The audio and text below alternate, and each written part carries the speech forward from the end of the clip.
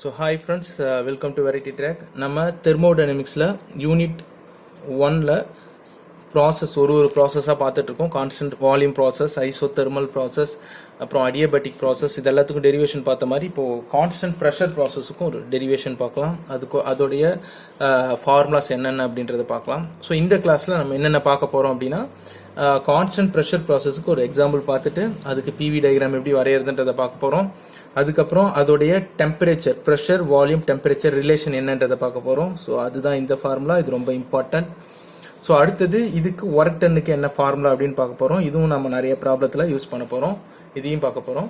அடுத்தது இதுக்கு internal energy என்ன ஃபார்முலா அப்படின்றத பார்க்க போகிறோம். ஸோ இன்டர்னல் எனர்ஜியோட டெரிவேஷன் இதை பார்க்க போகிறோம். அடுத்தது ஹீட் சப்ளைடு எவ்வளோ, ஹீட் சப்ளைனா internal energy plus work done சொல்லுவோம். அந்த ஹீட் சப்ளைடுக்கு டெரிவேஷன் என்னன்னு பார்க்க போகிறோம். ஓகே, அடுத்தது ஃபைனலாக சேஞ்ச் இன் என்தால்பி எவ்வளோ சேஞ்ச் ஆகுது இதில் அப்படின்றத பார்க்க போகிறோம். ஸோ அதோடைய வேல்யூ இது. ஸோ மொத்தமாக இதுதான் நம்ம இப்போது பார்க்க போகிறோம். ரைட், ஸோ வாங்க வீடியோக்குள்ளார போகலாம் friends. So first of all constant pressure process அப்படின்னா, ப்ரெஷர் வந்து கான்ஸ்டன்ட், இதை இன்னொரு நேம் வச்சும் சொல்லுவாங்க, ஐசோபாரிக் ப்ராசஸ் அப்படின்னு சொல்லுவாங்க. ஸோ எப்படி கான்ஸ்டன்ட் ப்ரெஷரை நம்ம மெயின்டைன் பண்ணுறது அப்படின்னா, ஃபார் எக்ஸாம்பிள் இப்போ நம்ம இங்கே ஒரு சிலிண்டர் எடுத்துக்கலாம். ரைட்டா, இங்கே ஒரு சிலிண்டர் எடுத்துக்கலாம். இப்போ இந்த இடத்துல ஒரு பிஸ்டன் இருக்குன்னு வச்சுப்போம்.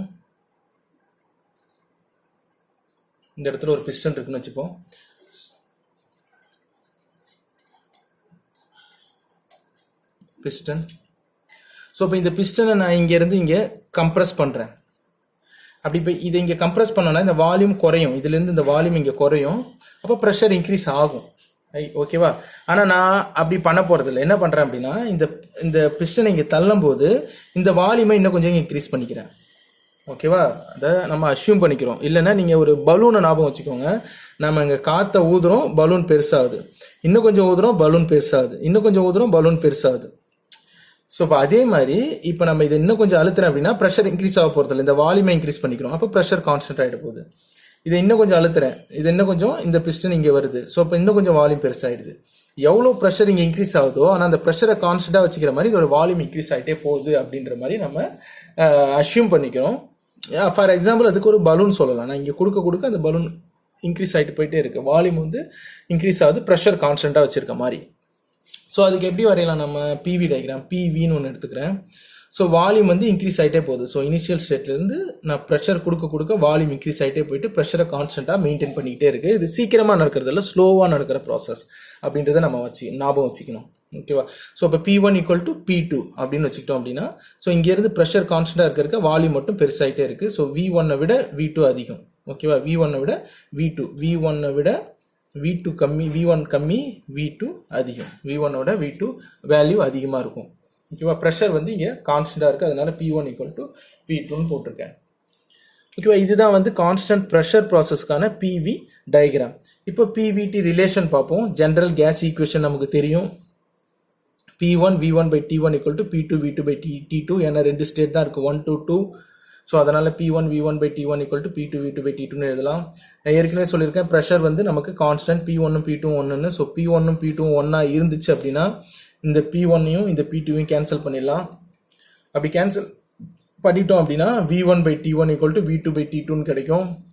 ஸோ இது எல்லாத்தையும் ஒன்றா அரேஞ்ச் பண்ணோம்னா இந்த V1 எந்தாண்டு எடுத்துகிட்டு வந்தோம்னா V2/V1 = இந்த T1 மேலே போயிடுச்சுன்னா, அதாவது இந்த T2 மேலே போயிடுச்சுன்னா T2/T1 கிடைக்கும்.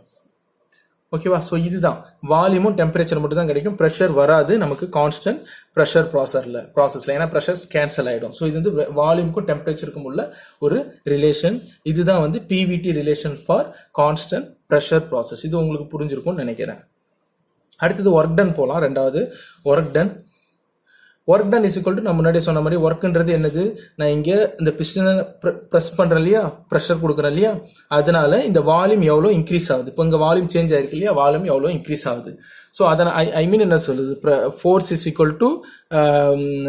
அதாவது ஒர்க் ஃபோர்ஸ் இன்டு டிஸ்பிளேஸ்மெண்ட் சொல்லுவாங்க. ஸோ அதே மாதிரி தான் இந்த ப்ரெஷர் கொடுக்கறதுனால எவ்வளோ வால்யூம் சேஞ்ச் ஆகுது, இது வந்து எவ்வளோ சேஞ்ச் ஆகுது அப்படின்றது தான் சொல்லுவாங்க. ஸோ அப்போது integration 1 to 2 TW = integration 1 to 2 P into dVன்னு எழுதலாம். ஏன் இங்கே 1 to 2 பண்ணிருக்கேன்னா ரெண்டு ஸ்டேட் தான் இருக்கும், இனிஷியல் ஃபைனல் ரெண்டு ஸ்டேட் 1 2. ஓகேவா.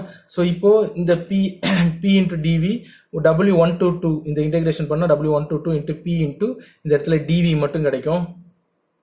ஓகேவா. So that is equal to P into V2 minus இதை இன்டெகிரேஷன் பண்ணால் V2 மைனஸ் V1 கிடைக்கும்.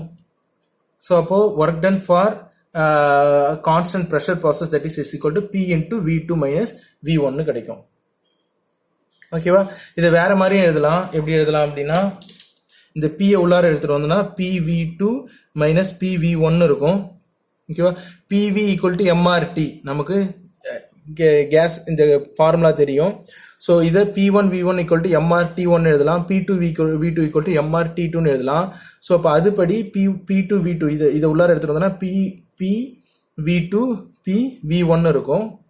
இதை காமனாக வெளியில் எடுத்தோம் அப்படின்னா P1 V1 P1 V2 minus P1 V1 கிடைக்கும். அப்போ MRT2 மைனஸ் T1 எழுதலாம் அப்படின்றத சொல்ல வரேன். ரைட்டா. ஸோ இது உங்களுக்கு புரிஞ்சிருக்கும்னு நினைக்கிறேன். அடுத்தது இன்டர்னல் எனர்ஜி எப்படி கண்டுபிடிக்கலான்றதை பார்க்கலாம். ஸோ இன்டர்னல் எனர்ஜின்றது நம்ம இதை கம்ப்ரஸ் பண்ணும்போது உள்ளார எவ்வளோ ஹீட் ப்ரொடியூஸ் ஆகுது, டெம்பரேச்சர் டிஃப்ரென்ஸ் ப்ரொடியூஸ் ஆகுதுன்றது இன்டர்னல் எனர்ஜி. ஸோ இப்போ இது இங்கே நம்ம உள்ளார கம்ப்ரஸ் பண்ணும்போது எவ்வளோ கேஸ், இது உள்ளார ஏதோ கேஸ் ஏதோ ஒன்று இருக்குது, அதோட கேஸோடைய மாஸ் எவ்வளோ இன் கேஜி, இந்த வால்யூம் கான்ஸ்டன்ட் வால்யூம்குள்ளே இருக்கிற சிவி ஸ்பெசிஃபிக் ஹீட்டோட வேல்யூ, அப்புறம் அதோடைய டெம்பரேச்சர் டிஃப்ரென்ஸ்.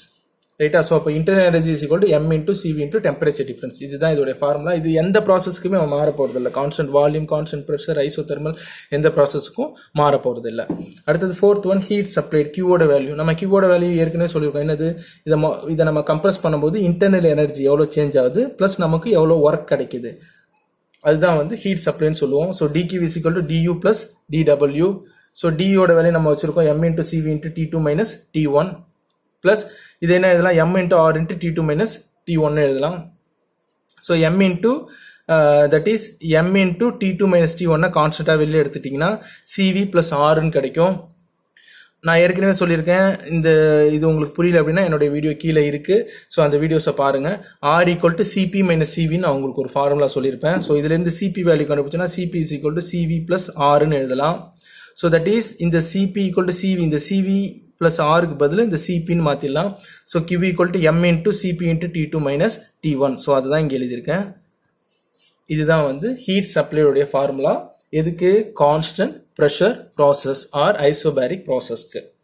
ஓகேவா. இது உங்களுக்கு புரிஞ்சிருக்கும்னு நினைக்கிறேன். அடுத்தது சேஞ்ச் இன் என்தால்பி பார்க்கலாம். சேஞ்ச் இன் என்தால்பின்றது என்னது, enthalpy is equal to internal energy plus pressure எவ்வளோ டிஃபர் ஆகுது, வால்யூம் எவ்வளோ டிஃபர் ஆகுது.